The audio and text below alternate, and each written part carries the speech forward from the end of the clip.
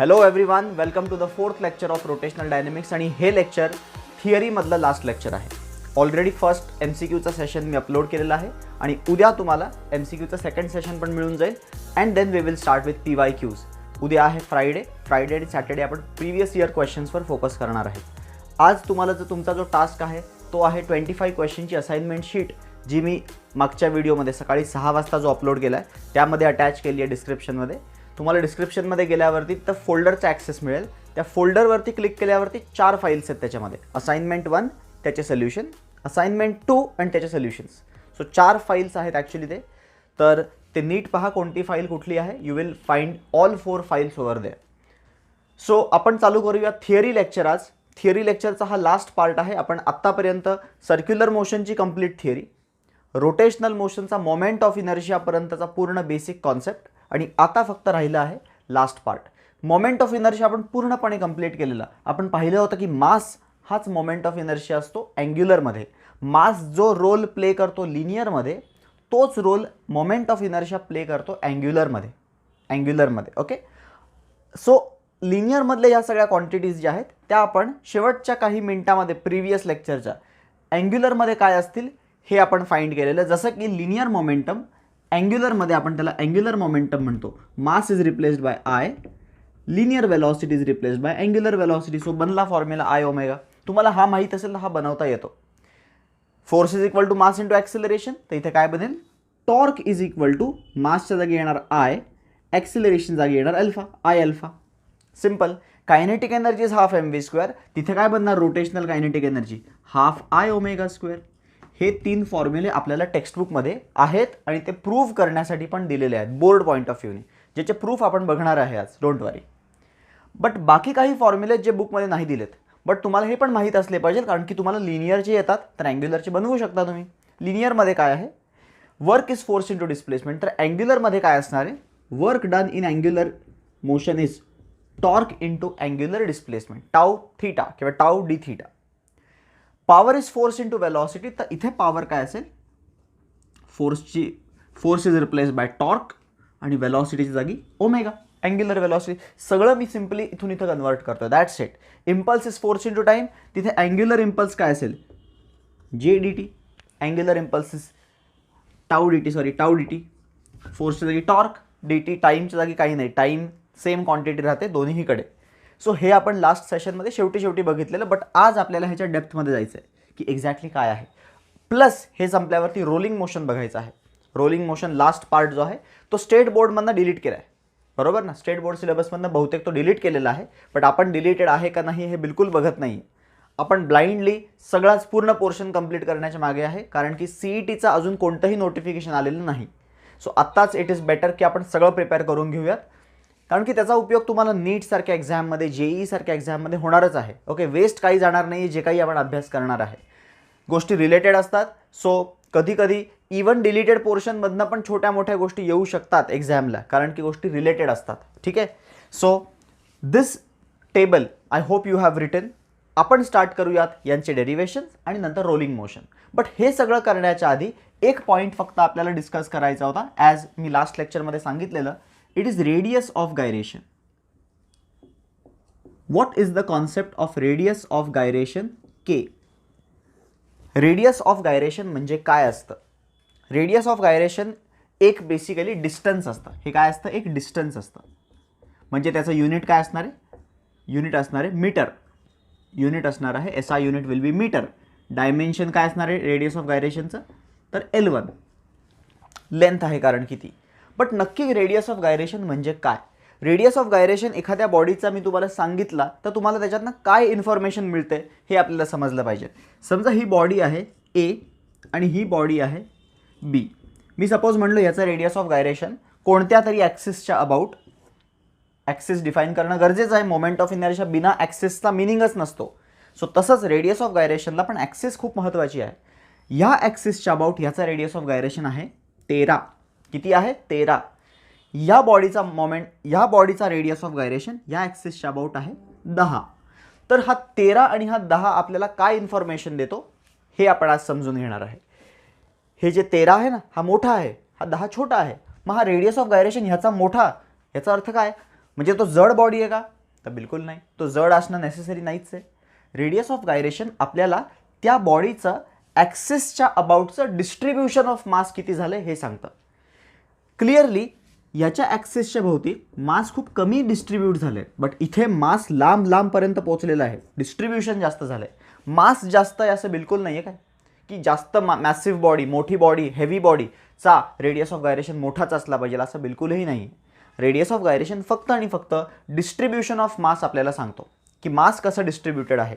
ठीक आहे, सो मास डिस्ट्रीब्युशन हा खूप इम्पॉर्टंट फॅक्टर आहे जो आपल्याला रेडियस ऑफ गायरेशन सांगतो. आता आपण बघूयात त्याचा डेफिनेशन काय आहे आणि त्याचा फॉर्म्युला, आणि आपण एक दोन एक्झाम्पल्स पण बघूयात. ठीक आहे, रेडियस ऑफ गायरेशनचा अर्थ समजून घ्या. Suppose this is any shape object, थोडा 3D फील देऊ याला. एनी शेप ऑब्जेक्ट, याचं मास आहे एम, एम मासचं बॉडी आहे आणि ही बॉडी या ॲक्सिसच्या अबाउट मी रोटेट केली तर हिचा मोमेंट ऑफ इनर्शिया आहे आय. आय तिचा मोमेंट ऑफ इनर्शिया. ह्या बॉडीला या ॲक्सिसच्या अबाउट फिरवलं तर मोमेंट ऑफ इनर्शिया आय आहे. आपण कोणत्या दुसऱ्या ॲक्सिसच्या अबाउट फिरवलं तर मोमेंट ऑफ इनर्शिया चेंज होतो, हे आपण कालच बघितलं आहे. मोमेंट ऑफ इनर्शिया एव्हरी ॲक्सिससाठी एक फिक्स्ड व्हॅल्यू असते आणि सेंटरच्या अबाउट कधी पण तो मिनिमम असतो.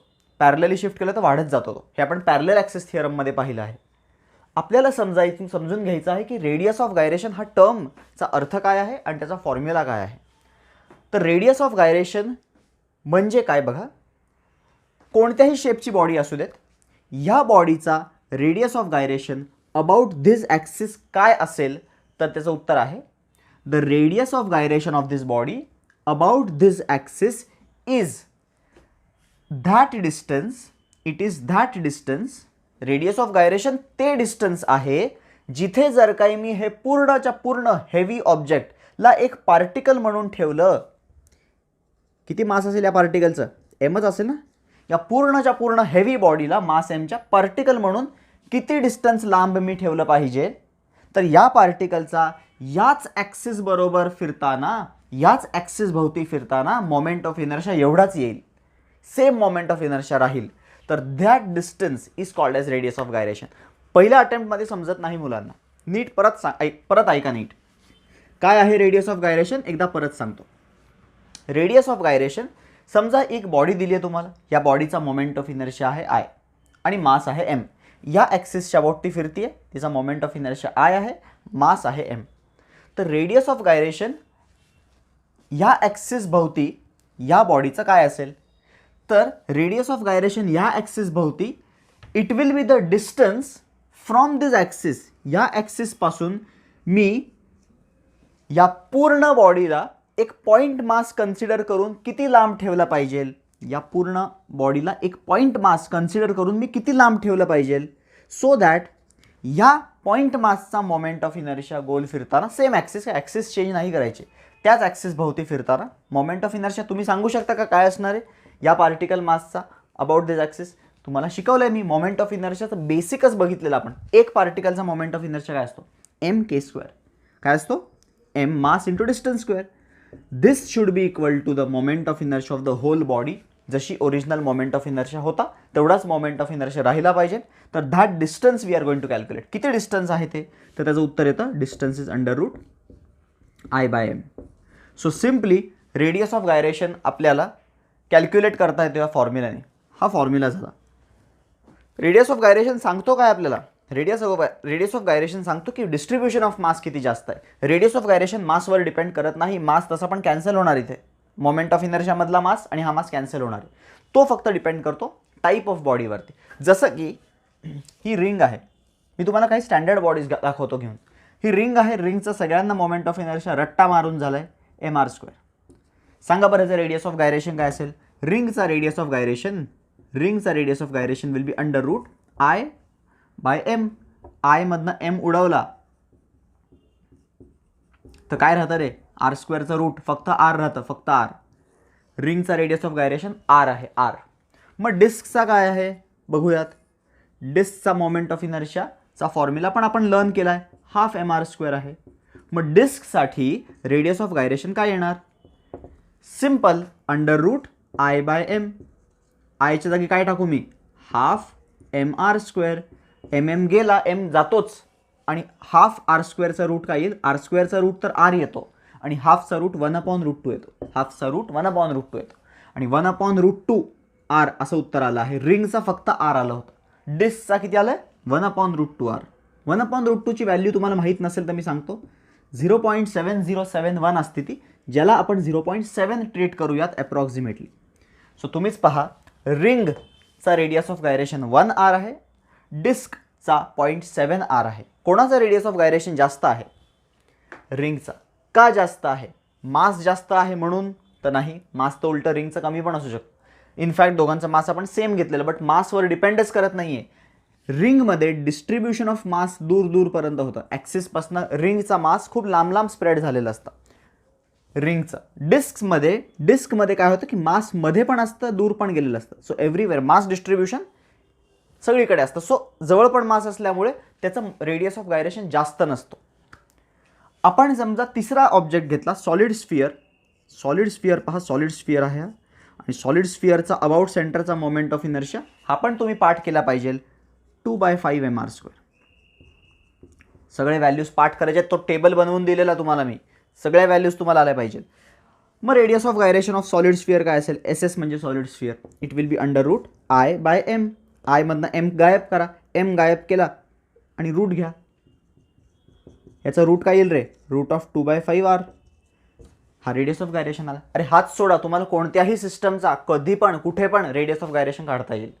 ठीक आहे, रेडियस ऑफ गायरेशन काढणं बिलकुल डिफिकल्ट नाही आहे. एक न्यूमेरिकल पण मी घेतो आधी रेडियस ऑफ गायरेशनवरती, ते संपून we will enter this part. एकच क्वेश्चन घेऊया, रेडियस ऑफ गायरेशन काढायचं आहे तुम्हाला ह्या पर्टिक्युलर सिस्टमचा. ठीक आहे, तुम्हाला पहिले तर हा न्यूमेरिकल पॉज करून ट्राय करायचा आहे, कारण की जर तुम्हाला तो जमला नाही तर तुम्हाला नीट बघायचं. तो समजा तुम्हाला जमलं तर आन्सर करेक्ट असेल तर मग ठीक आहे, तुम्हाला जमला आहे, तो इझी क्वेश्चन आहे कारण की खूपच. बट नसेल जमला तर नीट बघा, परत रिव्हिजिट करा कॉन्सेप्ट. बघा क्वेश्चन कसा आहे, एक स्क्वेअर आहे. प्रॉबेबली आपण मोमेंट ऑफ इनर्शिया काढताना असा क्वेश्चन केला होता. एक स्क्वेअर आहे आणि या स्क्वेअरवरती 1 kg, 2 kg, 3 kg, 4 kg असे 4 पार्टिकल्स आहेत. मध्ये काहीच नाही आहे, मध्ये काहीच नाही. तुम्ही म्हणाल सर मी स्क्वेअर प्लेटचा फॉर्म्युला वापरू का, रेक्टँग्युलर प्लेटचा फॉर्म्युला वापरू का. अरे नाही, हे तर डिस्क्रीट मास डिस्ट्रीब्युशन आहे, दूर दूर पार्टिकल्स आहेत, फक्त त्यांना स्क्वेअरच्या कॉर्नर्सवरती ठेवलं आहे, म्हणजे मध्ये काही स्क्वेअर थोडीच आहे, नाही. सो हा आहे 4 पार्टिकलचा सिस्टम, हा त्याचा सेंटर आहे आणि हे डिस्टन्स आहे 8 मीटर्स. 8 मीटर्सचा तो स्क्वेअर आहे. आपल्याला विचारलं आहे what will be the moment of inertia of this system about, कुठला ॲक्सिस घ्यायचं, चला ही ॲक्सिस घेऊयात. या ॲक्सिसच्या भोवती मोमेंट ऑफ इनर्शिया काय असेल, पहिला प्रश्न.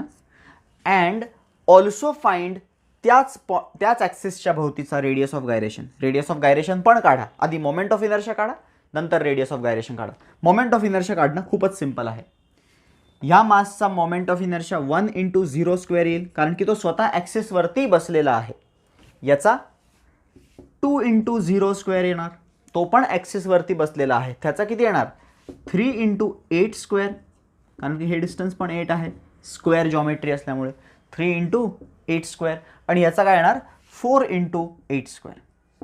3 × 8², 4 × 8² इंडिव्हिज्युअली करण्यापेक्षा मी काय करतो, या दोघांमधनं 8² कॉमन घेतो, 3 + 4 7 राहील.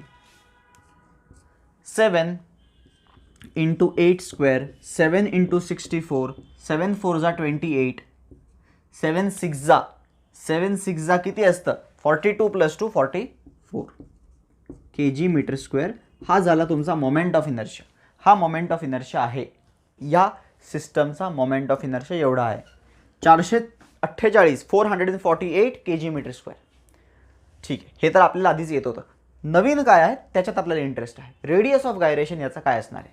तर रेडियस ऑफ गायरेशन कसा काढायचं मी तुम्हाला सांगितलं आहे, √ moment of inertia upon mass of the system. आता इथे एक कन्फ्युजन जनरली मुलांच्या डोक्यामध्ये जनरेट होतं की सर मोमेंट ऑफ इनर्शिया तर ठीक आहे 448 आम्ही काढला आहे, बट मास काय घेतला पाहिजे. 4 + 3 फक्त 7 घेतला पाहिजे, कारण की हे दोघं तसं पण ॲक्सिसवरती आहेत, त्यांचा काही फरक नाही पडणार. का मी 4ही ॲड करून 10 घेतला पाहिजे. तर उत्तर असं आहे, हा मास पूर्ण सिस्टमचा आहे, इररिस्पेक्टिव्ह ते पार्टिकल्स कुठे बसले आहेत. पार्टिकल्स ॲक्सिसवरती वगैरे असतील तरी तुम्ही टेन्शन घेऊ नका, त्याचं टेन्शन मोमेंट ऑफ इनर्शियाने घेऊन ठेवलं आहे, ऑलरेडी त्याचे 0 करून ठेवले. सो तुम्हाला टेन्शन नाही घ्यायचं, तुम्हाला फक्त टोटल सिस्टमच्या मासने डिवाइड करायचं आणि सिस्टमचा मास आहे 10, नॉट 7. काही जण खूप एक्स्ट्रा डोकं लावतात की सर हे नाही फिरत आहे, ह्यांचं नाही घ्यायचं, हेच घ्यायचं. बिलकुल नाही, सगळे घ्यायचे, फिरत असतील नसतील. सिस्टमचा मास आहे ना, सो सिस्टमचा मास म्हणजे पूर्ण घ्यायचा. 4 + 3 7 + 2 9 + 1 10. 10 घेतलं, √44.8. आता याचा रूट कसा काढायचा तर मी तुम्हाला अप्रॉक्सिमेटली सांगतो. ह्याच्या सगळ्यात जवळचे स्क्वेअर्स शोधायचे, परफेक्ट स्क्वेअर्स. तर 49 आहे आणि ह्याच्यापेक्षा कमीवाला 36 आहे. 36चा 6 असतो, 49चा 7 असतो. कॉमन सेन्स वापरली जर काय आपण तर 49च्या आपण जास्त जवळ आहे, 36पेक्षा लांब आहे. सो 49च्या जवळ असण्यामुळे आपण 6 आणि 7मध्ये 7च्या जवळ उत्तर असलं पाहिजे. मे बी 6.7 किंवा 6.8 असं काहीतरी उत्तर येऊ शकतं. ठीक आहे, आपल्याला काही exact accurate up to 4 decimal नाही काढायचं आहे, आपल्याला ऑप्शन असणार आहेत समोर. ऑप्शन समजा असे असतील 6.7, 5.7, 8.7, 7.7. झालं, हे आन्सर आहे. Tick, simple. ठीक आहे. सो आपल्याला बिलकुल लोड नाही घ्यायचा. रेडियस ऑफ गायरेशन समजलं आहे का सगळ्यांना? रेडियस ऑफ गायरेशन काय असतं हे आपल्याला डिस्ट्रीब्युशन सांगतं. हां, आता फील मिळाला पाहिजे. 6.7चा फील नाही मिळाला, काय आहे त्याचा अर्थ काय? 6.7 नंबर तर काढला, या नंबरचा अर्थ काय आहे? अर्थच समजत नसेल फिजिक्समध्ये तर फिजिक्स शिकण्यातच अर्थ नाही. सो तुम्हाला पहिलं तर मिनिंग समजला पाहिजे की 6.7 किंवा 6.8 जे काही उत्तर आलं आहे त्याचा फिजिकली मिनिंग काय होतो. तर त्याचा मिनिंग असा होतो की या ॲक्सिसपासून मी हे 1 2 3 4 kgला एकत्र करून एक सिंगल 10 kgचा पार्टिकल बनवला असता तर मला त्याला ॲक्सिसपासून साधारणतः 6.7 मीटरच्या डिस्टन्सवरती ठेवावा लागला असता. अख्खा पार्टिकल इथे ठेवावा लागला असता. सो दॅट हा फिरताना पण त्यांनी ह्या सिस्टम जेवढाच मोमेंट ऑफ इनर्शिया आपल्याला दिला असता. हे 4 पार्टिकल्सचा मोमेंट ऑफ इनर्शिया जेवढा आहे ना 448, तेवढाच मोमेंट ऑफ इनर्शिया मला हा अख्खा 1 2 3 4ला क्लब करून एक छोटासा पार्टिकल बनवला. त्याला किती लांब ठेवलं पाहिजे? दॅट लांब ठेवण्याचा distance is called as radius of gyration. Radius of गायरेशनवरती आपण 10 ते 15 मिनिटं देतोय, बट खूप इम्पॉर्टंट कॉन्सेप्ट आहे. पुढे जाऊन रेडियस ऑफ गायरेशन आठवत नाही आपल्याला, कारण की त्याचा यूज कमी होतो बुकमध्ये, न्यूमेरिकल्समध्ये वगैरे जास्त वापर होत नाही. बट तुम्हाला कन्सेप्ट समजून घ्यायचा आहे. Radius of gyration tells us about the distribution of mass. छोटे छोटे थिअरॉटिकल क्वेश्चन बनू शकतात.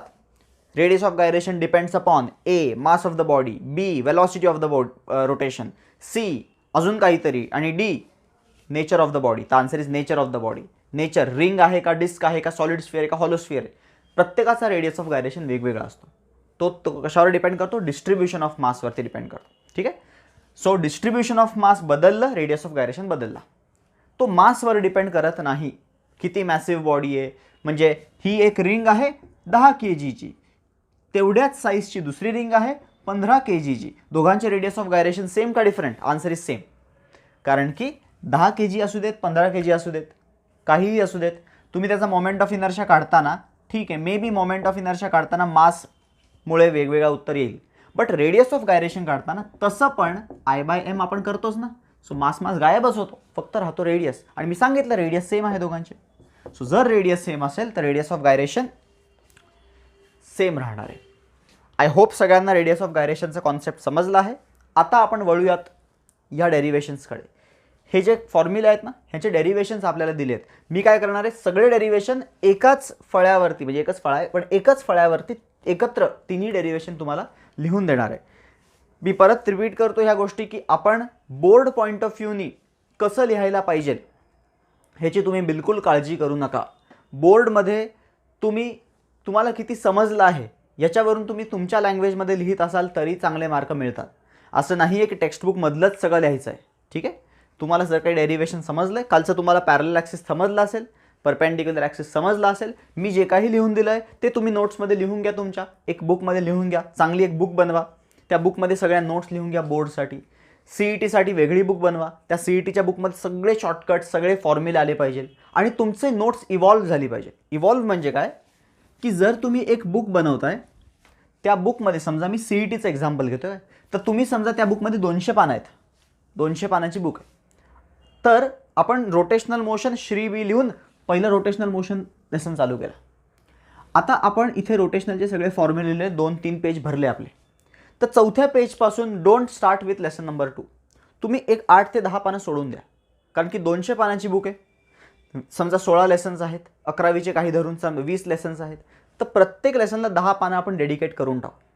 तुम्ही 5 ते 6 पानं अजून सोडा, 3-4 इथं वापरली गेली असतील तर 5 ते 6 सोडून 11th पेजपासून तुम्ही काय चालू करा, you start with the lesson number 2.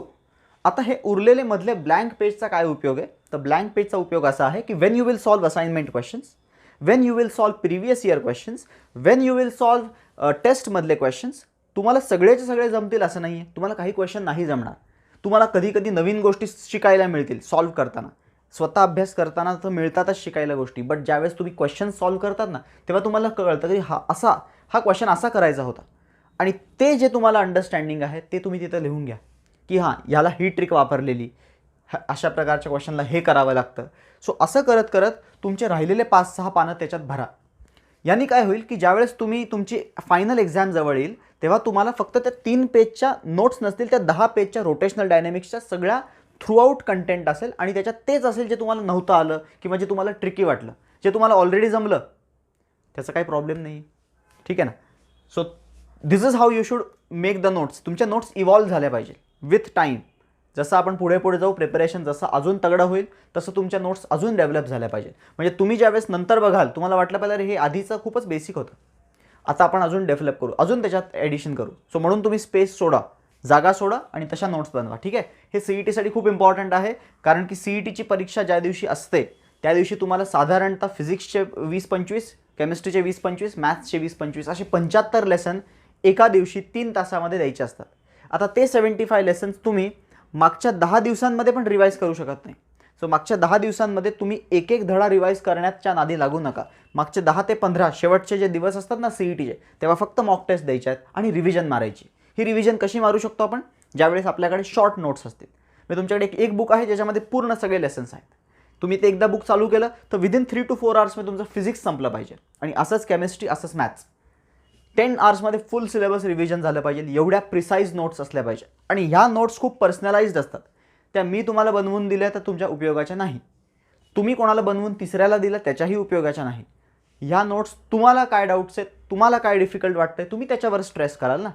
मला समजा एखादी गोष्ट डिफिकल्ट वाटते, मी त्याच्यावर स्ट्रेस करेन, पण मे बी तुम्हाला तीच गोष्ट इझी वाटत असेल तर तुम्ही माझ्या नोट्स वाचून तुम्हाला काही उपयोग होणार नाही. So remember this thing, notes personalised असल्या पाहिजे. तुम्ही स्वतःच्या नोट्स करा, बनवा त्या नोट्स आणि त्याला टाईम द्या. आत्ता जो टाईम देताय तो तुमचा नंतर वाचणार आहे, ठीक आहे. असं स्वतःला सुपर कम्प्युटर समजू नका की आपल्याला येतंय, समजतंय, लक्षात राहील, 1 वर्ष लक्षात राहील. नाही, तुम्ही 2 आठवड्यात 3 आठवड्यात विसरून जाणार आहे हे सगळं. आणि हे विसरल्यानंतर रिव्हिजन करताना तुम्ही पूर्ण लेक्चर परत हे बघू शकत नाही. तेवढा टाईम नाही आपल्याकडे की तुम्ही परत 1-1.5 तासाचा व्हिडिओ बघाल आणि परत रोटेशनल रिवाईज कराल, पॉसिबल नाही. सो तशा वेळेस तुमच्याकडे ते 10 पेजच्या नोट्स हेल्पफुल राहतील, कारण की 10 पेजच्या नोट्स तुम्ही लिहिल्या आहेत. Wien you will read it तुम्हाला लगेच क्लिक होईल, अरे हां हे असं होतं, कारण की तुम्ही स्वतः लिहिलं आहे ते. आणि तुम्ही लिहिताना तुमच्या डोक्यामध्ये काय थॉट होता तोच थॉट परत इथे जनरेट होईल Wien you will read it. So that is the use of notes. Notes हे खूप महत्त्वाचा पार्ट आहे चांगल्या मार्क आणण्यासाठी. चांगले मार्क आणणारे सगळे चांगले नोट्स बनवतात. नोट्स हे खूप इम्पॉर्टंट आहेत. नोट्सला बिलकुल लाईटली घेऊ नका. नोट्ससाठी कोणावरती रिलाय राहू नका. नोट्स तुम्ही स्वतःचे बनवल्या पाहिजेत आणि त्याच्यावरती मी एक सेशन पण घेईन, नोट्स कशा बनवायचे, एखादी मी नोट बनवून दाखवेन तुम्हाला, ठीक आहे. आत्ता सध्या आपण पुढे जाऊया.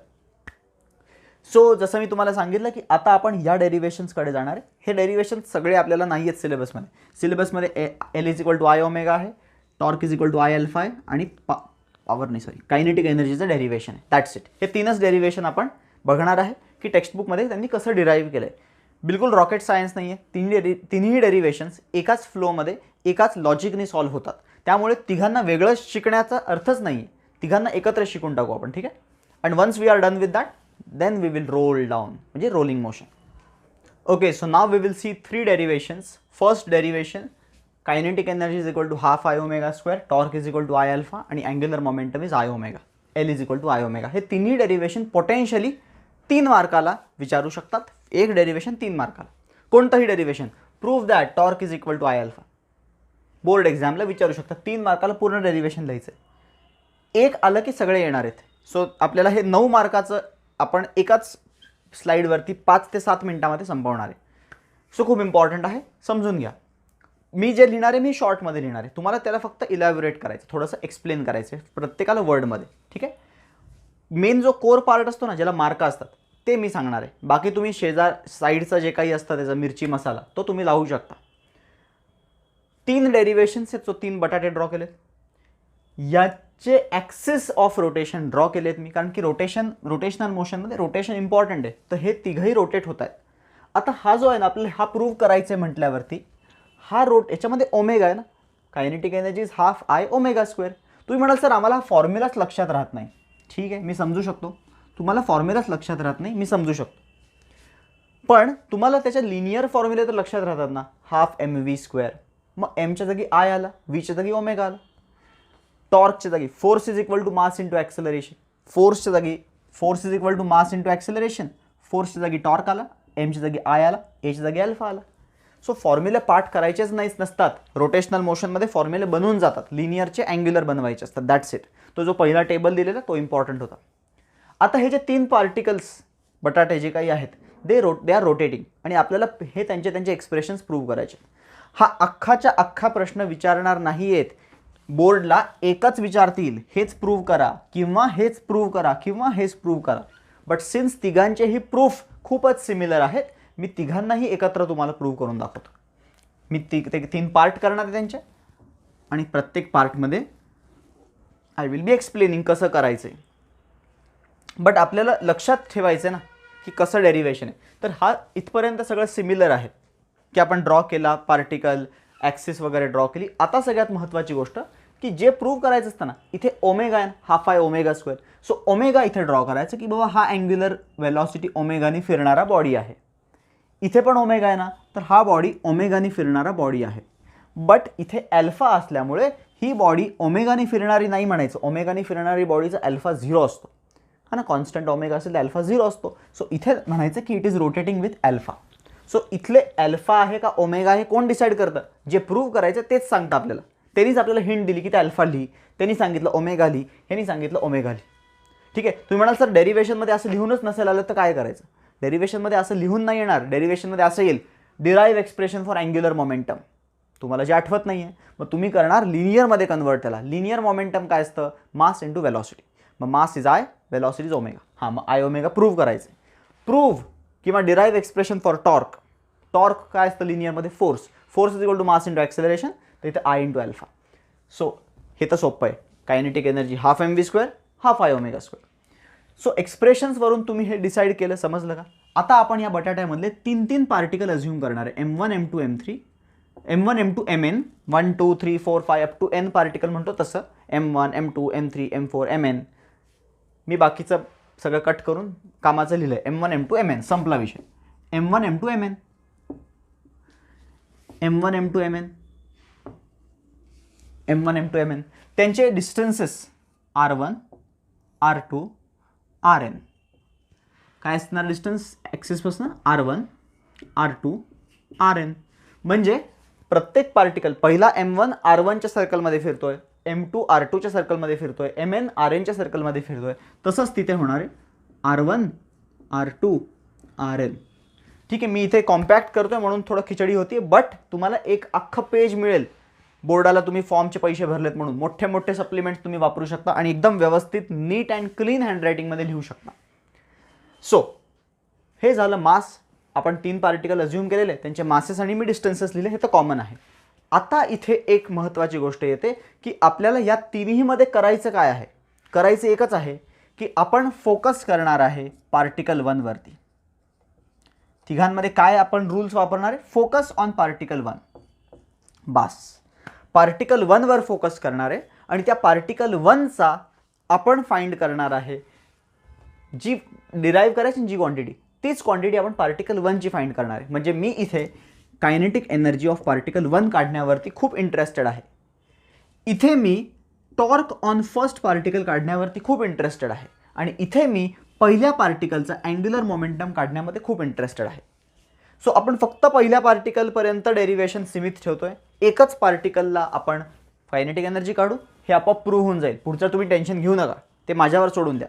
याच्यावरती पहिल्या पार्टिकलचा टॉर्क काढू, पुढचं होऊन जाईल. तिसरा अँग्युलर मोमेंटम काढू, पुढचं होऊन जाईल.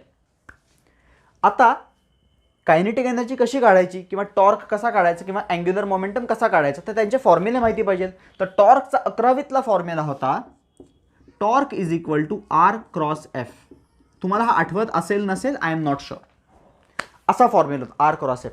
अँग्युलर मोमेंटमचा फॉर्म्युला 11वीत होता आर क्रॉस पी. असा फॉर्म्युला होता. आणि क्रॉस प्रोडक्टमध्ये साईन असतो, साईन म्हणजे आर एफ साईन थीटा. हा टॉर्कचा फॉर्म्युला बनतो मॅग्निट्यूड वाईज. आणि इथे अँग्युलर मोमेंटमचा मॅग्निट्यूड काय बने आर पी साईन थीटा. बरोबर. इथे कायनेटिक एनर्जीचा फॉर्म्युला तर सिंपल आहे, हाफ एम व्ही स्क्वेअर. इथे बिलकुल डिफिकल्ट नाही आहे. हे आपलं रोज घरगुती आहे, दरवेळेस वापरतो म्हणून माहिती होतं. हे आपल्याला माहीत नव्हतं म्हणून आपल्यासाठी नवीन तुम्हाला वाटलं अरे हे कुठून आलं. हे 11वीत होतं, हे 11वीत होतं. हे तुम्हाला स्टार मार्क करतो, हे तुम्हाला लक्षात ठेवावं लागणार. कारण की हे आपण रोजच्या रोज यूजमध्ये आणत नाही ना, त्यामुळे आपल्याला नवीन वाटतं. हे माहिती होतं हाफ एम व्ही स्क्वेअर, संपला विषय. इथे हे माहीत नव्हते. झालं. एकदा तुम्हाला हे फॉर्म्युले लक्षात राहिले, simply substitute and get your answer. इथे मी टाकतो काय व्ही, या पार्टिकलची V1 असेल ना रे, V1 असेल. पहिल्या पार्टिकलची वेलॉसिटी V1 असेल. सो काय उत्तर येईल हाफ M1 पहिला particle M1 V1 square kinetic energy of first particle. आणि सर्क्युलर मोशनचा लॉजिक वापरून V इज इक्वल टू काय असतो रे, इथे लिहितो मी V is equal to R omega असतो. सो V1 काय येईल हाफ M1 V1 काय येईल रे R1 omega square. R1 omega square. मी ओमेगा 1 लिहित नाही, ओमेगा सगळ्यात सिस्टमचा कॉन्स्टंट असतो. So R1 omega square. आणि ह्याला सॉल्व केल्यावरती half M1 R1 square omega square. That's it. Kinetic energy पहिल्या पार्टिकलची मिळाली आहे. पुढची लाईफ इझी आहे. पुढे काहीच नाही. आता पुढे बिलकुल लोड घ्यायचा नाही. तसंच मी टॉर्क पहिल्या पार्टिकलचा काढणार आहे. पहिल्या पार्टिकलचं टॉर्क येईल R1. अरे R1 काय R1 आहे. F1 पहिल्यावरती फोर्स किती ॲक्ट होतोय. तुम्हाला सर फोर्स कसा ॲक्ट होतो, तर फोर्स टँजेन्शियली ॲक्ट होणार आहे कारण की there is tangential acceleration A1. बरोबर ना. आणि टँजेन्शियल ॲक्सेलरेशन आणि अँग्युलर ॲक्सेलरेशनमध्ये रिलेशन काय असतं A is equal to R alpha. A is equal to R alpha असं रिलेशन असतं ना. टँजेन्शियल ॲक्सेलरेशन हे अल्फाने फिरतोय म्हणजे त्याला टँजेन्शियल ॲक्सेलरेशन असतं. सो F1 काय येईल M1 A1 साईन अँगल 90 असल्यामुळे साईनचं टेन्शन घेऊ नका. सो टॉर्कचा फॉर्म्युला बनतोय M1. एला काय टाकू शकतो मी आर अल्फा. सो एला मी काय टाकू शकतो M1 as it is R1 as it is. हा इथे लिहिला, हा इथे लिहिला. आणि A1च्या जागी काय पुट करू A1 will be R1 alpha 1 नको लिहायला, अल्फा सगळ्या बॉडीचा कॉन्स्टंट आहे. सो A1ला मी लिहितो R1 अल्फा. सो काय बनला torque 1 M1 R1 square alpha. झालं काम. इथे काम झालं, इथे काम झालंय. अँग्युलर मोमेंटमवरती जाऊ. अँग्युलर मोमेंटम असतो R P sine theta.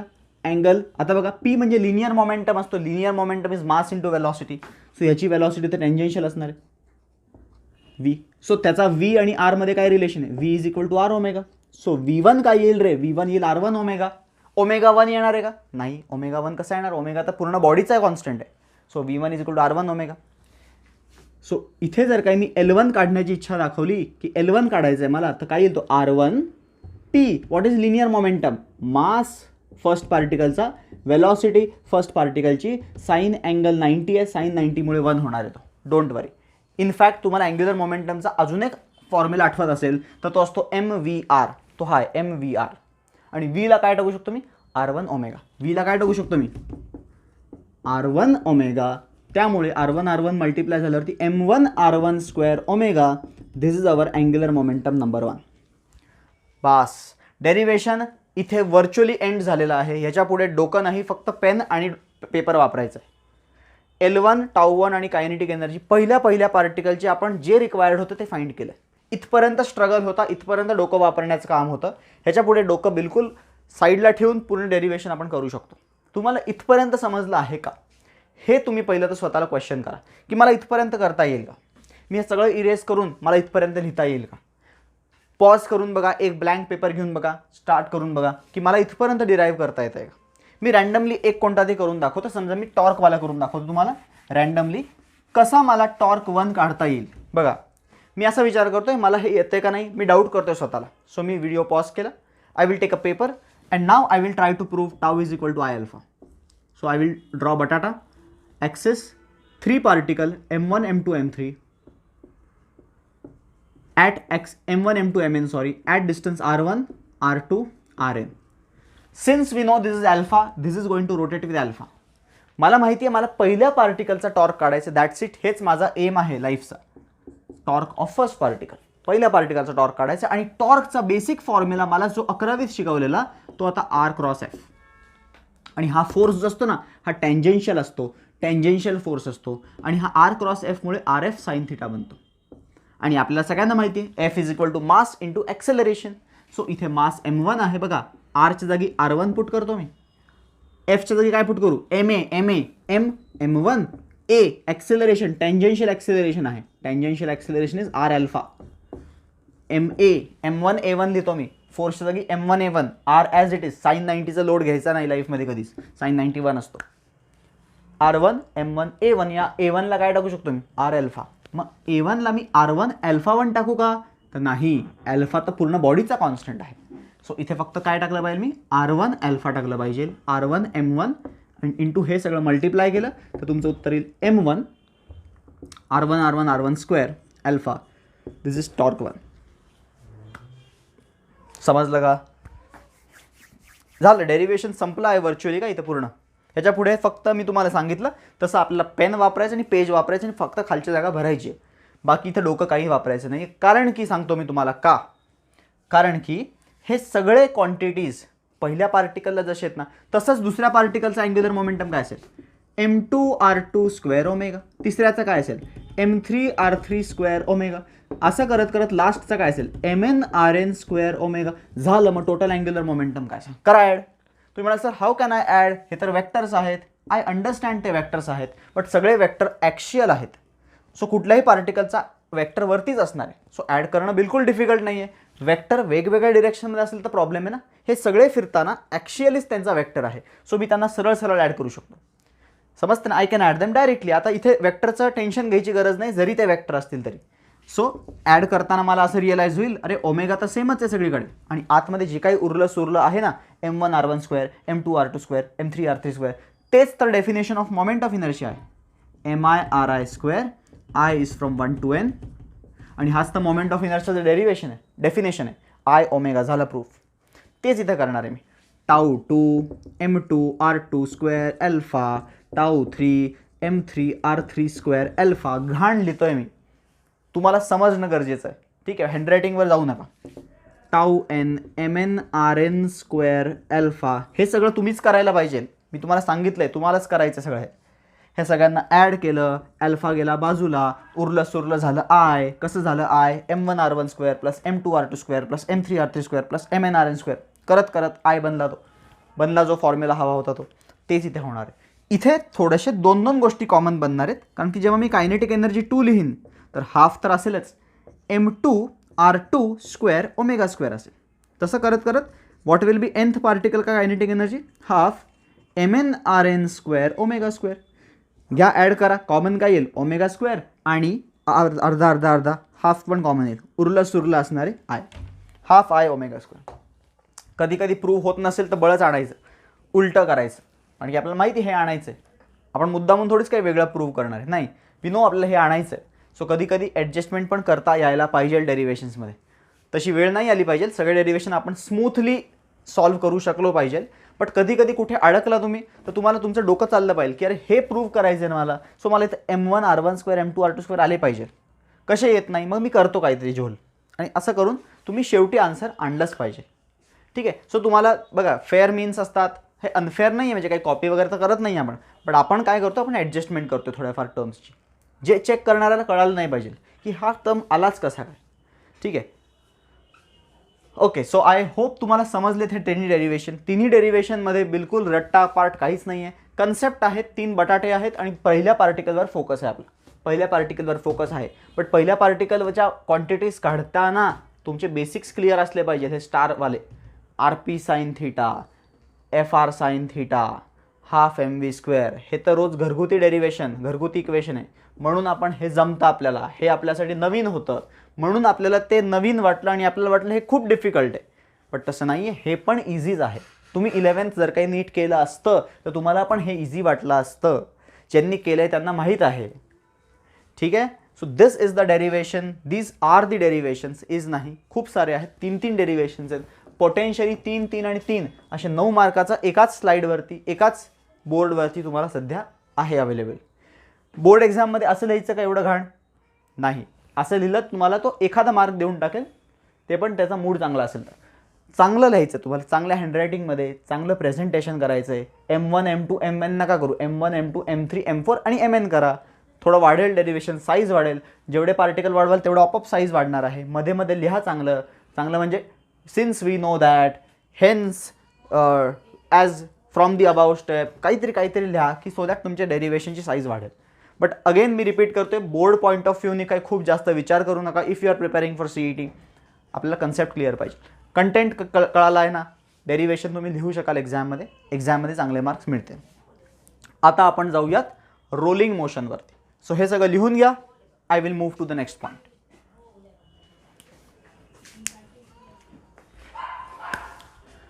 Okay, rolling मोशनकडे जाण्याच्या आधी एक पॉईंट अजून राहिलेला आहे, तो आहे law of conservation of angular momentum. हा लॉ जो आहे हा आपण 11वीत शिकलो आहे, फक्त तिथे अँग्युलर कट करून वर्ड होता लिनियर. सो तो जो लॉ आहे तो लॉ काय होता जर तुम्हाला मी एकदा सांगितलं तर तुम्ही पटकन अँग्युलर मोमेंटममधला लॉ काय असेल हा बनवू शकता.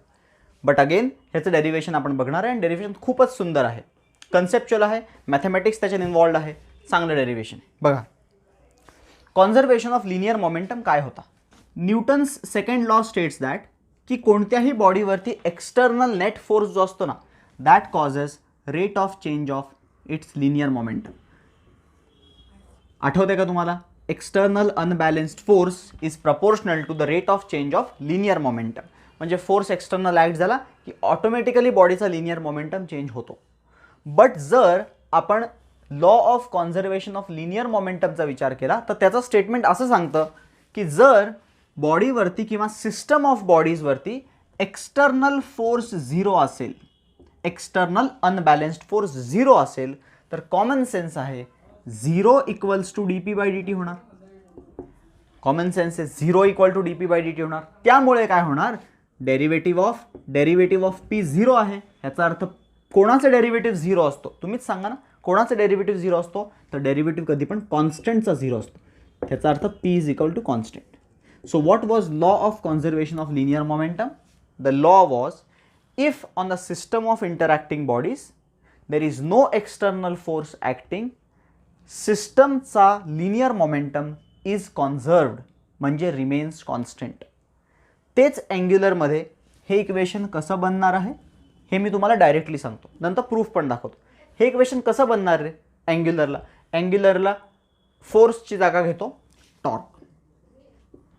dp म्हणजे चेंज इन लिनियर मोमेंटम, तर इथे कोण असणार, dl change in angular momentum, divided by dt, time तर टाइमच असतो. आणि इथे तो लॉ काय असेल की जर फोर्स 0, तर इथे काय म्हणणार आपण, जर टॉर्क 0, जर टॉर्क म्हणजे if torque is 0 external, obviously if external torque acting on the system of body, rotating body वरती टॉर्क ॲक्ट होत नसेल, तर 0 बनेल ना लेफ्ट हँड साईड, म्हणजे हा काय बनेल automatically constant. Then angular momentum of system is conserved किंवा it remains constant. Angular momentum constant राहून जातो. कधी कॉन्स्टंट राहतो, जर टॉर्क ॲक्ट होत नसेल तर. दिस इज द लॉ. आपण लिनियर मोमेंटमचा शिकलेलो, हा अँग्युलर मोमेंटममध्ये आहे. अँग्युलर मोमेंटमवरती एखाद्या बॉडीवरती टॉर्क ॲक्ट नसेल होत एक्सटर्नली, तर त्या बॉडीचा अँग्युलर मोमेंटम कॉन्स्टंट राहतो. ह्याचे एक्झाम्पल्स खूप सारे आहेत. एक एक्झाम्पल बघा असं आहे की सपोज एका टेबलवरती आपण बसलो आहे आणि हे टेबल फ्रीली रोटेट होते का, हे टेबलवरती मी बसलो आहे आणि हा टेबल खालून रोटेट होऊ शकतो, इट कॅन स्पिन. सपोज मी बसलो आहे त्या टेबलवरती आणि असं स्पिन होतो आहे मी, ठीक आहे. आता स्पिन होताना माझ्या बॉडीचा काहीतरी मोमेंट ऑफ इनर्शिया असणार आहे, डिस्ट्रीब्युशन ऑफ मास असल्यामुळे, आणि काहीतरी स्पीडनी मी रोटेट होतो, म्हणजे माझा काहीतरी अँग्युलर मोमेंटम असणार आहे. आता अचानक काय झालं, कोणी मला बाहेरून पुश वगैरे नाही केलं, कोणी पुश करत पण नव्हतं, मी माझ्या कॉन्स्टंट स्पीडने फिरत होतो, चिल होतं लाईफ एकदम. बट मी ठरवलं की आता मला माझे हात लांब करायचे. आता जसं मी माझे हात स्ट्रेच करीन लांब, हात लांब स्ट्रेच केल्यावरती मला कोणी एक्सटर्नली मदत केली नाही किंवा एक्सटर्नली मला कोणी कुठला टॉर्क एक्झर्ट केला नाही, मी इंटरनलीच डिसाईड केलं हात बाहेर नेणं, आणि त्यामुळे सिस्टममधला माझा मोमेंट ऑफ इनर्शिया आपोआप वाढला, डिस्ट्रीब्युशन ऑफ मास वाढलं. आणि डिस्ट्रीब्युशन ऑफ मास वाढल्यामुळे अँग्युलर मोमेंटम तर बदलू शकतच नाही, अँग्युलर मोमेंटम चेंज होऊ शकत नाही, कारण की टॉर्कच झिरो आहे. अँग्युलर मोमेंटम कॉन्स्टंट राहिला पाहिजे. तर तो कॉन्स्टंट ठेवण्यासाठी हा वाढलाय ना, तर हा ऑटोमॅटिकली कमी होतो, अँग्युलर वेलॉसिटी कमी होऊन जाते. It will start spinning slowly, आरामात फिरेल ती, कारण की आपण मोमेंट ऑफ इनर्शिया वाढवला आहे. तेच मी परत आतमध्ये घेतला हात, मोमेंट ऑफ इनर्शिया परत मी कमी केला, अँग्युलर वेलॉसिटी परत वाढणार आहे. समजतंय का? This is how it works. So angular momentum conservation is a very very important theorem, very very important principle in rotational motion. खूप सारे प्रश्न ह्याच्यावरती बेस्ड असणार आहेत. आपण ह्याचं डेरिवेशन बघूयात. येस, आपण ह्याचे न्यूमेरिकल्स पण सॉल्व करणार आहेत. इनफॅक्ट तुमच्या असाइनमेंट शीटमध्ये पण ह्याचे न्यूमेरिकल्स असणार आहेत, MCQs असणार आहेत. प्लस इव्हन टेक्स्टबुकच्या मागचे पण क्वेश्चन्स जेव्हा सॉल्व करू, we will be solving this type of questions. आता पहिलं डेरिवेशन बघून घेऊ की what is the derivation of conservation of angular momentum. Okay, so now we will see the proof of angular momentum conservation theorem. कसा prove करायचा आहे बघा, एकदम सिंपल प्रूफ आहे. आपल्याला अँग्युलर मोमेंटमचं डेफिनेशन माहिती पाहिजे, अँग्युलर मोमेंटमचा फॉर्म्युला माहिती पाहिजे. अँग्युलर मोमेंटम वेक्टर फॉर्ममध्ये it is R cross P, position vector cross linear momentum is angular momentum. आणि आपल्याला हा लॉ प्रूव्ह करायचा आहे. लॉ काय सांगतोय? जर एक्सटर्नल टॉर्क 0 असेल तर L कॉन्स्टंट राहिला पाहिजे. बघूयात प्रूफ होतं का. सो आपण L कॉन्स्टंट राहिला पाहिजे जर एक्सटर्नल टॉर्क 0 असेल तर आपण काय करू, आपण ह्याचा डेरिव्हेटिव्ह घेऊयात. आता डेरिव्हेटिव्ह घेताना तुम्ही शिकला असाल प्रॉडक्ट रूल असतो, that is UV rule. UV रूलमध्ये काय सांगितलं तुम्हाला, जर दोन फंक्शन्स आहेत आणि त्यांचा डेरिव्हेटिव्ह काढायचा असेल तर आपण काय करतो, फर्स्ट घेतो as it is into derivative of दुसरा करतो, प्लस दुसरा ॲज इट इज घेतो इंटू डेरिव्हेटिव्ह ऑफ पहिला करतो. बट ते मॅथ्समध्ये सिक्वेन्सिंग इज नॉट इम्पॉर्टंट. जसं की साइन एक्स आणि लॉग एक्स असतील दोन फंक्शन, आणि जर तुम्ही डेरिव्हेटिव्ह काढताय तर लॉग एक्स पहिला लिहिला into derivative of sine x लिहिलं, प्लस साइन एक्स नंतर लिहिलं आणि डेरिव्हेटिव्ह ऑफ लॉग एक्स लिहिलं, डेरिव्हेटिव्ह ऑफ लॉग एक्स लिहिलं आपण d/dx ऑफ लॉग एक्स. फरक पडत नाही, साइन पहिला घ्या लॉग पहिला घ्या, फरक पडत नाही. बट इथे काय प्रॉब्लेम आहे की त्या क्रॉस प्रॉडक्ट आहे, आणि क्रॉस प्रॉडक्ट हे पोझिशन सेन्सिटिव्ह असतं, नॉन कम्युटेटिव्ह असतं, म्हणजे P पहिला लिहून चालणार नाही. So differentiating both sides with respect to time जर आपण डिफरन्शिएट केलं तर बघा काय येणार आहे, dl/dt इज इक्वल टू. इथे प्रॉब्लेम आहे. मुलं काय करतात, first into derivative of second plus second into derivative of first असं करतात. आन्सर येतं तसंच correct, but he step wrong आहे. ही स्टेप का रॉंग आहे, कारण की तुम्ही पोझिशन्स इंटरचेंज केल्या आहेत जे अलाउड नाही आहे. सो त्यामुळे व्हॉट वी डू इज, जर आपल्याला डेरिव्हेटिव्ह काढायचं असेल तर तुम्ही R क्रॉस P दोनदा लिहून टाका as it is, write it 2 times, आणि तुम्हाला हवं त्याचा पहिला डेरिव्हेटिव्ह घ्या. समजा मी ठरवलं मला P चा पहिला डेरिव्हेटिव्ह घ्यायचा, ठीक आहे. तर आता P चा झाला ना, आता R चा घे, R चा डेरिव्हेटिव्ह घेतला. This is how you use the chain rule for cross products. Cross product sign sensitive, position sensitive असतात. पहिला R नंतर P, RP पोझिशन चेंज नाही झाली. आता पहा, dp/dt म्हणजे rate of change of linear momentum, आणि तो फोर्स असतो, force cross R plus dr/dt काय असतं बघितल्यासारखं वाटतंय, dr/dt तर वेलॉसिटी असते सर्क्युलर मोशनमधली. So velocity cross linear momentum काय असतो, तो पण मास इंटू वेलॉसिटीच तर असतो. आणि क्लिअरली मास कॉन्स्टंट आहे, स्केलर क्वांटिटी आहे, ती बाहेर येऊन जाईल. वेलॉसिटी क्रॉस वेलॉसिटीचं उत्तर 0 असतं रे बाबा. क्रॉस प्रोडक्टमध्ये सेम वेक्टरचं उत्तर 0 असतं, कारण की साइन थीटा असतो त्याच्यामध्ये, आणि सेम वेक्टरचा अँगल 0 असतो. सो ह्याचं उत्तर तर 0 येणार आहे. याचं काय होतं बघूयात. अरे हा तर टॉर्क बनला, कारण की आपण बघितलं मागेच torque is R cross F. So आपण काय प्रूव्ह केलंय की rate of change of angular momentum is torque. आणि कॉन्झर्वेशन प्रिन्सिपल काय म्हणतो, इफ टॉर्क इज 0 तर काय, तुम्हीच सांगा. इफ टॉर्क इज 0 तर काय होणार आहे, dl/dt will be 0. If torque is 0 dl/dt is 0. आणि कोणत्या नंबरचा डेरिव्हेटिव्ह हा 0 असतो, derivative of constant is 0.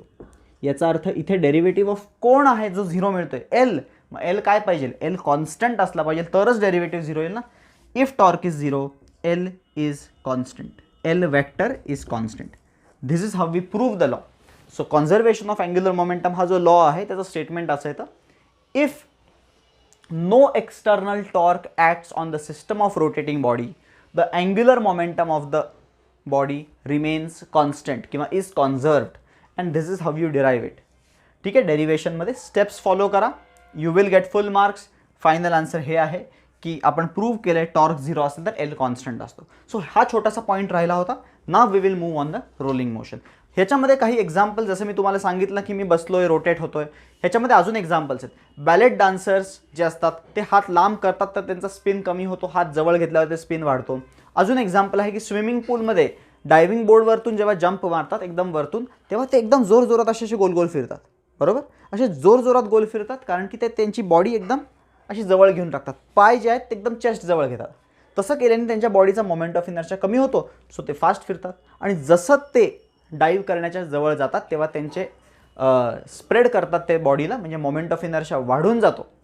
Moment of inertia वाढल्यावरती omega आपोआप कमी होतो. सो जसं पाण्याजवळ येतील, पाण्याजवळ येताना ओमेगा कमी झाला म्हणजे स्पिन कमी झाला आणि प्रॉपरली ते पाण्यामध्ये एंटर करतात. सो हे सगळे logic conservation of angular momentum वरतीच बेस्ड आहे आणि ह्याच्यावरती खूप सारे प्रश्न पण असणार आहेत जे आपण सॉल्व्ह करणार आहे. Okay, so now we will move to the last point, that is rolling motion. Okay, आता लास्ट पार्ट आहे rolling motion. We will see what is the basics in rolling motion and त्याचे फॉर्म्युले काय आहेत. सगळ्यात पहिलं आपल्याला हे समजलं पाहिजे की दोन प्रकारचे मोशन असतात. One is called as translational motion. Translational मोशनमध्ये बॉडी एका स्ट्रेट लाईनवरून मूव्ह होत असते, स्ट्रेट लाईन मोशन. आणि या मोशनमध्ये सगळ्या पार्टिकल्सची स्पीड सेम असते. All particles have got same speed. प्रत्येक point is moving with 10 metre per second. समजा याची स्पीड 10 मीटर पर सेकंड असेल तर, बरोबर. आणि या मोशनमध्ये असोसिएटेड कायनेटिक एनर्जीला आपण ट्रान्सलेशनल कायनेटिक एनर्जी म्हणतो. कायनेटिक एनर्जी ट्रान्सलेशनल, ज्याचा फॉर्म्युला असतो हाफ mv². हा फॉर्म्युला असतो, बरोबर. सिंपल आहे, हे एकदम बेसिक लेवलची कायनेटिक एनर्जी आहे. आता दुसऱ्या प्रकारची एनर्जी असते, जर काही ऑब्जेक्ट जागेवरच आहे, तो कुठेही जात नाही आहे, तो जागेवरच रोटेट होत आहे, जागेवरतीच रोटेट होत आहे. सगळ्या पार्टिकलची स्पीड ह्या केसमध्ये सेम नसते. जे पार्टिकल ॲक्सिसवरती असतो त्याचा स्पीड 0 असते, तो कुठेच हलत नसतो, जागेवरती बॉडी रोटेट होत असते. बट लांब जर काही गेलो आपण तर पार्टिकलच्या वेगवेगळ्या स्पीड्स बनतात, v = r ओमेगा प्रमाणे. सो या पूर्ण बॉडीची कायनेटिक एनर्जी जी असते ती असोसिएटेड असते रोटेशनल मोशनमध्ये. हा प्युअरली रोटेशनल मोशन आहे, हा एक प्रकारे रोटेशनल मोशन आहे. जागेवरती ॲक्सिस आहे आणि तो फिरतोय. याच्यामध्ये जी कायनेटिक एनर्जी असोसिएटेड असते ह्याला आपण कायनेटिक एनर्जी रोटेशनल म्हणू शकतो. Kinetic energy rot half I⍵². आपण आत्ताच डेरिव्हेशनही बघितलेलं आहे. सो हे दोन प्रकारच्या बेसिक एनर्जीज आहेत. बट काही एक्झाम्पल्समध्ये ऑब्जेक्ट पुढेही जात असतो आणि रोटेटही होत असतो. अशा केसमध्ये आपण ऑब्जेक्टला रोटेट आणि ट्रान्सलेटचं ॲडिशन, ज्याला आपण रोलिंग मोशन म्हणतो. एक्झाम्पल आहे त्याचं, बेस्ट एक्झाम्पल आहे व्हील. गाडीचं जे चाक असतं ते रोल होत असतं, बेसिकली रोटेट पण होत असतं आणि ट्रान्सलेट पण होत असतं. ट्रान्सलेट कसं होत असतं तर त्याचं सेंटर ऑफ मास जर का तुम्ही बघितला सेंटर, तर तो काहीतरी स्पीडनी जात असतो, v वेलॉसिटीने पुढे जात असतो. आणि हे सगळे बाकी पार्टिकल्स जे आहेत ते वेगवेगळ्या स्पीडनी रोटेट होत असतात. So this motion is called as a rolling motion. Remember, rolling motion purely rolling motion असू शकतो किंवा तो स्लायडिंगमध्ये रोलिंग असू शकतो, म्हणजे तो प्युअरली रोलिंग नसतो. आपल्याला सिलेबसमध्ये प्युअरली रोलिंग मोशन आहे. आणि रिमेंबर, प्युअरली रोलिंग मोशनमध्ये फ्रिक्शनची गरज असते. Friction is necessary. फ्रिक्शनलेस सरफेसवरती तुम्ही चाक ठेवलं तर चाक जागेवरच फिरेल, पुढे जाणारच नाही. सो स्टॅटिक फ्रिक्शनची गरज असते, कारण की हा point with respect to ground रेस्टला असतो, त्याला स्टॅटिक फ्रिक्शन लागतो. So remember this thing, rolling motion आपल्याला सिलेबसमध्ये कोणतं आहे, प्युअरली रोलिंग. आणि प्युअरली रोलिंग मोशन आपण डिस्कस करणार आहे आत्ता. प्युअरली रोलिंग म्हणजे addition of translation and rotational, या दोघांची ॲडिशन असते. सो जर काही मी तुम्हाला सांगितलं की कायनेटिक एनर्जी रोलिंगचा फॉर्म्युला काय असेल तर तुम्ही सांगाल सर ह्या दोघांची ॲडिशन असणार. And is very much obvious, half mv² plus half I⍵². Purely rolling असेल तर v = r⍵ हा फॉर्म्युला व्हॅलिड राहतो. लक्षात ठेवा, v = r⍵ हा फॉर्म्युला कधी व्हॅलिड राहतो, जर प्युअरली रोलिंग असेल तर. प्युअरली रोलिंग नसेल तर सीन वेगळा असतो. प्युअरली रोलिंग आहे असं आपण अज्युम करतोय. आपल्याला सध्या तो स्लाइडिंगवाला किंवा स्लिपिंगवाला मोशन नाही डिस्कस करायचं आहे, प्युअरली रोलिंग आहे सिलेबसमध्ये. So half M V square ही ट्रान्सलेशनल एनर्जी, ही रोटेशनल एनर्जी.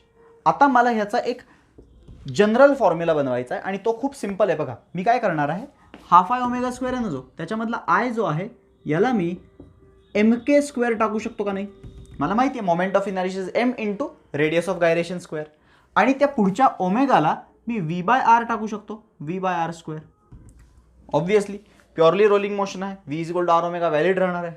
सो मी ह्याला व्ही बाय आर टाकलं आणि ह्याला एम के स्क्वेअर टाकलं तर हा फॉर्म्युला कसा बनेल बघा. मी इथे या बॉक्समध्ये लिहितो कायनेटिक एनर्जी रोटेशनचा फॉर्म्युला कसा बनेल. तर तो फॉर्म्युला असा बनेल, हाफ एम व्ही स्क्वेअर आणि त्याच्याबरोबर एक्स्ट्रा आलेला K square by R square. हा K square by R square factor extra त्याच्याबरोबर मिळाला आहे आपल्याला. इथे तो मिळाला नव्हता, इथे 1 होता फक्त, एक्स्ट्रामध्ये काय होता 1 होता. नो प्रॉब्लेम, इथे 1 होता, इथे half M V square K square by R square factor आहे. सो तुम्ही मला सांगा दोघांना ॲड केलं, या दोघांना ॲड केलं तर फायनल उत्तर काय मिळणार आहे, half M V square into 1. आणि ह्याचं काय सिम्प्लिफिकेशन आहे, half M V square into K square by R square, half M V square into 1. आणि आता दोघांना ॲड करताना कायनेटिक एनर्जी रोलिंगचा फॉर्म्युला असा बनणार आहे, half M V square 1 plus K square by R square. This is the formula of kinetic energy rolling. Kinetic energy rolling, box टाकू त्याला आपण, kinetic energy rotational, kinetic energy translational. तिन्ही kinetic एनर्जीचे फॉर्म्युल्यामध्ये half M V square आहेच. Extra फक्त ह्याच्याकडे 1 आहे, एक्स्ट्रा ह्याच्याकडे K square by R square आहे, एक्स्ट्रा ह्याच्याकडे 1 plus K square by R square, कारण की दोघांची ॲडिशन आहे.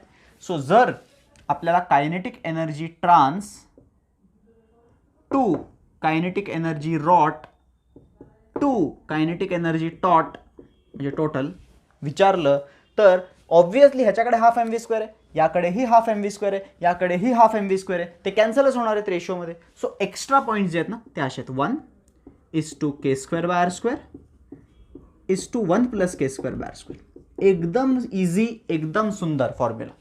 कायनेटिक एनर्जीचे रेशोचे हे रिलेशन्स आहेत. मग हे काय प्रकार आहे सर, हा तर काही झेपला नाही. K square by R square काय, तर तुम्हाला एकदम शॉर्टकट ट्रिक सांगतो मी.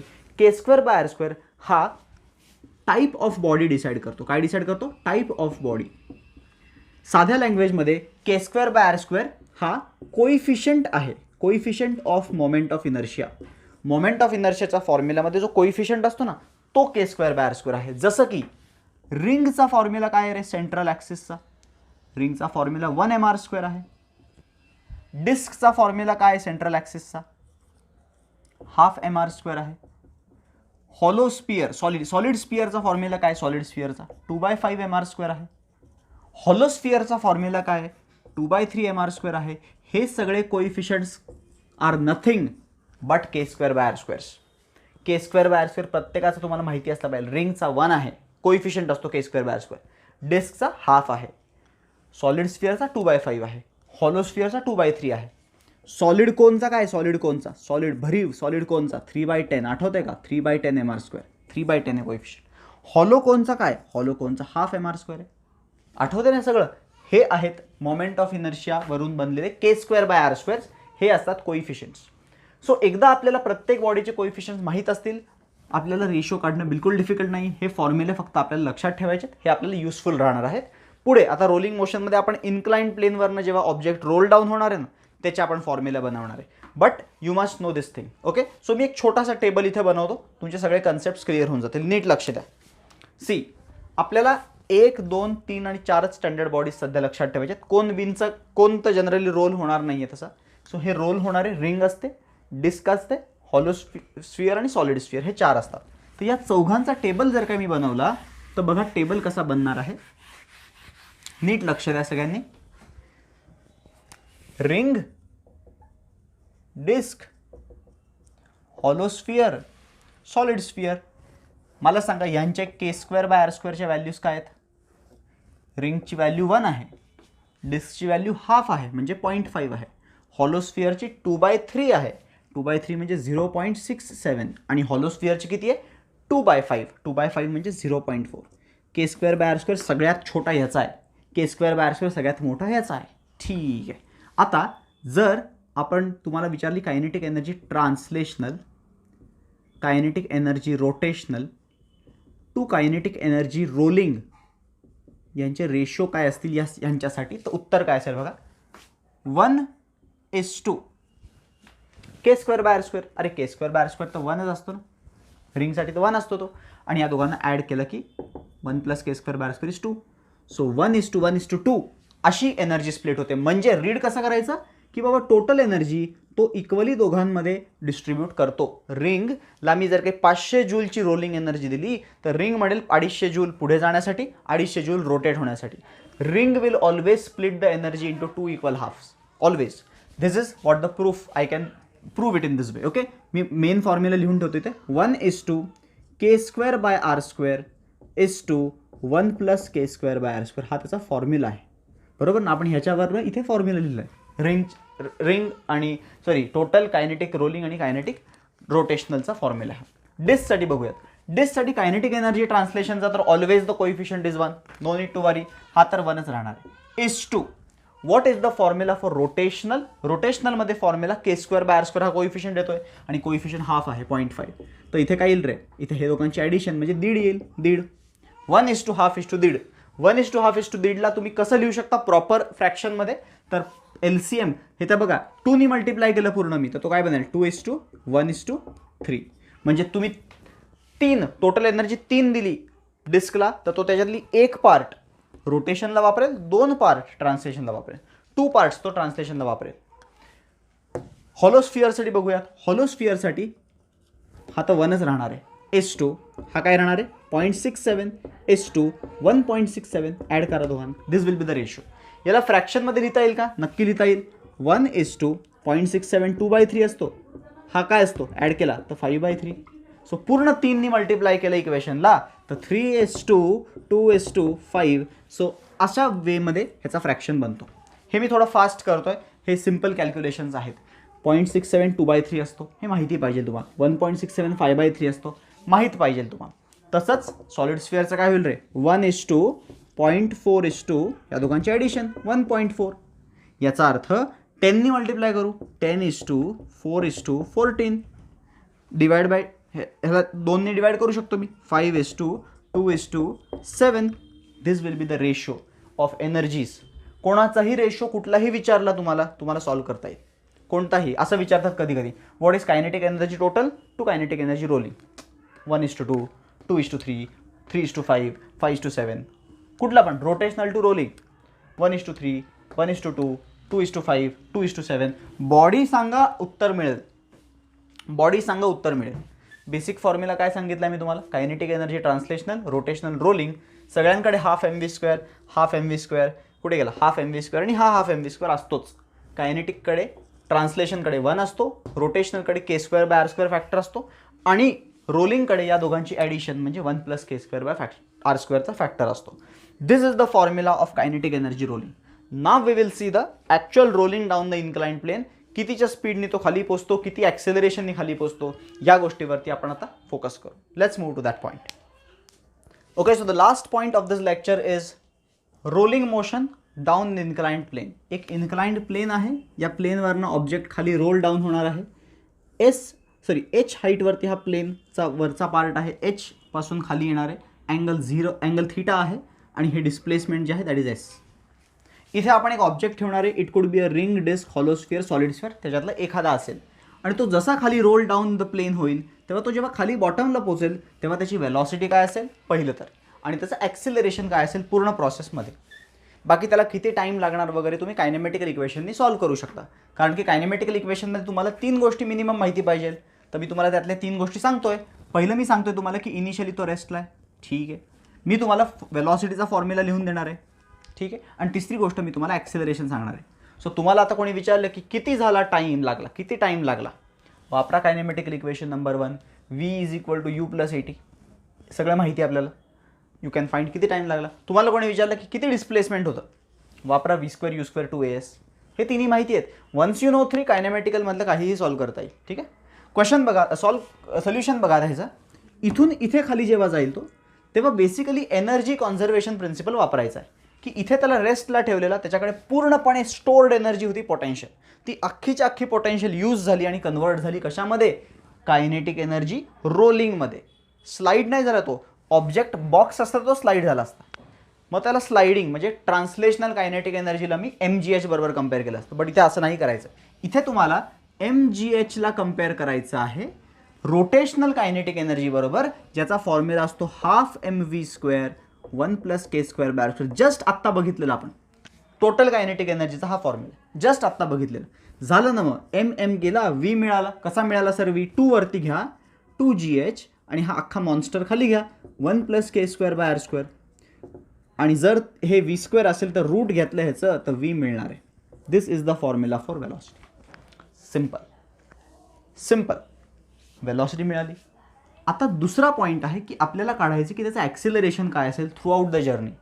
त्यासाठी मी काय करणार आहे, माझ्याकडे इनिशियल वेलॉसिटी आहे, फायनल वेलॉसिटी आहे आणि माझ्याकडे आता सध्या डिस्प्लेसमेंट s मी अज्युम केलेलं आहे. सो मला ॲक्सिलरेशन कसं काढता येईल? ॲक्सिलरेशनसाठी मी वापरेन कायनेमॅटिकल equation v² = u² + 2as. Simply यामध्ये मी फॉर्म्युलात सबस्टिट्यूट करेन. फायनल वेलॉसिटी स्क्वेअर काय बनेल? 2gh / 1 + k²/r². आपण ह्याचे मिनिंग डिस्कस करणार आहे का? मी पहिले फॉर्म्युले बनवून देतोय.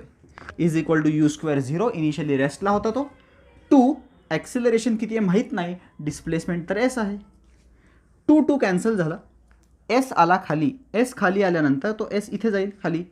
सो ॲक्सिलरेशनचा फॉर्म्युला काय बनेल रे? gh/s. अरे h opposite side by s hypotenuse sine theta असतो.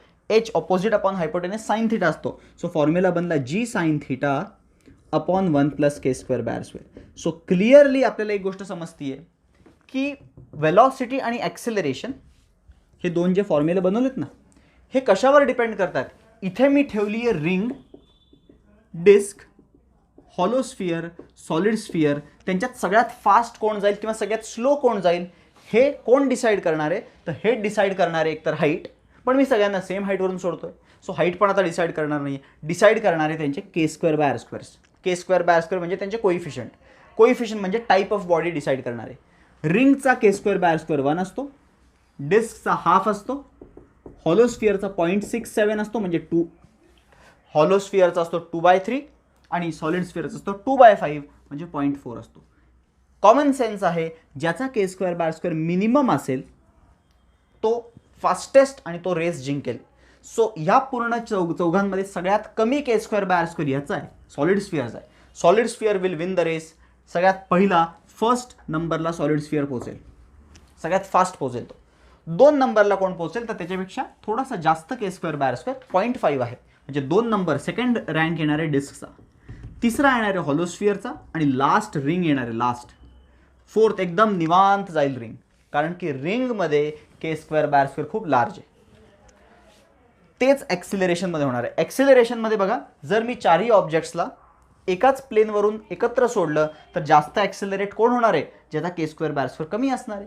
कमी म्हणजे solid sphere. Solid sphere always wins the race. So these are the फॉर्म्युले वेलॉसिटी आणि ॲक्सिलरेशनचे when a body is rolled down the plane. ठीक आहे, आपण फक्त k²/r² इथे प्लग केले की तुम्हाला वेगवेगळ्या वेलॉसिटीचे फॉर्म्युले मिळू शकतात. जसं की स्फिअरचा काय असेल तर इथे टाकावं लागेल 0.4, डिस्कचा काय असेल टाकावं लागेल 0.5. जस्ट पुट करा आणि फॉर्म्युले बनवा. सो हे काही लर्न करण्याच्या गोष्टी नाहीत. तुम्हाला माहिती पाहिजे की या बॉडीजचे k²/r² असे असे आहेत, दॅट्स इट. आणि इथं टाकायचं आपल्याला. Once you put you get the answer. हे आहे ॲक्सिलरेशन, ही आहे वेलॉसिटी. बाकी कोणतेही फॉर्म्युले नाही आले तरी चालतील. म्हणजे टाईम तुम्ही डिराईव्ह करू शकता कायनेमॅटिकल इक्वेशननी, डिस्प्लेसमेंट s पण डिराईव्ह करू शकता कायनेमॅटिकल इक्वेशननी. सो नो नीड टू वरी, बिलकुल टेन्शन घेऊ नका. हे 2 फॉर्म्युले रोलिंग मोशनमध्ये इम्पॉर्टंट आहेत. आणि जसं की तुम्हाला माहिती आहे आपल्या स्टेट बोर्डच्या सिलेबसमधनं जर काही हा डिलीटेड असेल बहुतेक, तर तुम्हाला ह्याचे डेरिवेशन्सवर जास्त फोकस करायची गरज नाही.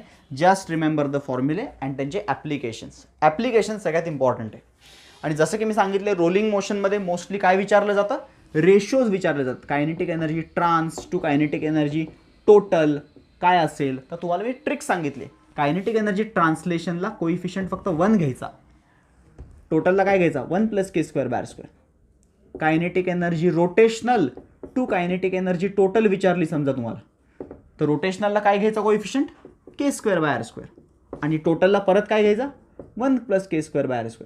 आणि हे सगळे डेटा तर फिक्स तुम्हाला माहितीच पाहिजे. टाकून you can also find the ratios की what is the fraction of kinetic energy translational to rotational, fraction of kinetic energy rotational to total. या सगळ्या गोष्टी तुम्हाला सॉल्व्ह करता येतील if you know this basic फॉर्म्युले. सो आय होप तुम्हाला हे आजचं सेशन पूर्णपणे थिअरी फर्स्ट लेसनची 4th लेक्चरमध्ये we have completed the whole theory. आता फक्त राहिले आहेत न्यूमेरिकल्स, जे उद्याच्या सेशनमध्ये with solutions of today's assignment sheet तुम्हाला मिळाली असेल होपफुली. मागचा सकाळच्या व्हिडिओमध्ये मी अटॅच केलेली आहे, त्याच्या डिस्क्रिप्शनमध्ये जाऊन तुम्हाला सापडेल ती रोटेशनलची असाइनमेंट सॉल्व्ह करा. आणि आजचा होमवर्क आहे की तुम्हाला ह्याचे न्यूमेरिकल्स सॉल्व्ह करायचे आहेत. Okay, all solved and unsolved numericals which are left, जे काही राहिले असतील, जे आपण नाही केलेत अजून, आपण सर्क्युलरचे सगळेच संपवलेत, बट जे काही राहिले असतील, आता माझ्या मते 4-5 अनसॉल्व्ड आणि 2-3 सॉल्व्ड राहिलेत, असे 7-8 न्यूमेरिकल्सच राहिले आहेत. ते तुम्ही सॉल्व्ह करा, आजचा तुमचा टास्क आहे. आणि 25 क्वेश्चन्स तुम्ही सॉल्व्ह करा असाइनमेंटमधनं. असाइनमेंटमधले क्वेश्चन्स तुम्हाला किती जमतायत हे प्लीज कमेंटमध्ये सांगा, असाइनमेंटच्याच कमेंटमध्ये सांगा त्या व्हिडिओच्या. सो आम्हाला अंदाज येईल की किती मुलांना किती समजतंय किंवा किती मुलांना किती जमतायत. त्याप्रमाणे मग आम्हाला व्हिडिओ सोल्युशन बनवताना खूप हेल्पफुल राहील. So please give your inputs as well की तुम्हाला कसं समजतंय, लेक्चर समजतंय, नाही समजत आहे, काही प्रॉब्लेम फेस करताय तुम्ही, किंवा तुमचे फीडबॅक्स नक्की द्यायला विसरू नका. So we will end this session over here. We will meet in the next session that is MCQ session number 2. आणि उद्या आपण PYQs पासून स्टार्ट करणार आहे. सो चलो, thanks for watching this video. Bye bye.